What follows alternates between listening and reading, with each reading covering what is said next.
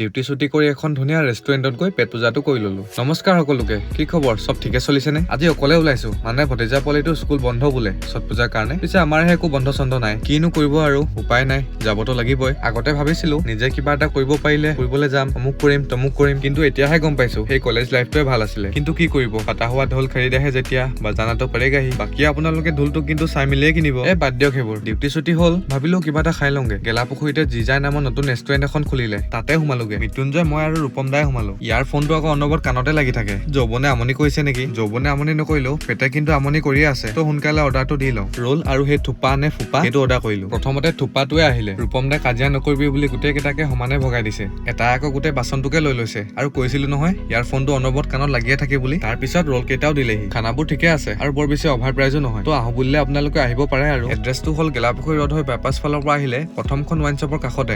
এড্ৰেছটো দিবলৈ একেবাৰে ৱাইন শ্বপখনহে পালে। বাকী খাই বৈ আৰু বিল চিল দিলো। এতিয়া ঘৰলেহে যাব লাগে। ইহঁতৰ ৰুম পিছে ইয়াতে আছে, মইহে যাব লাগিব। তো কাহিনীটি ইমানখিনিতে সামৰো। মোৰো বাইকত তেল ভৰাব আছে, তো তেল চেল ভৰাই মেলি আৰু ঘৰলৈকে যাওঁ।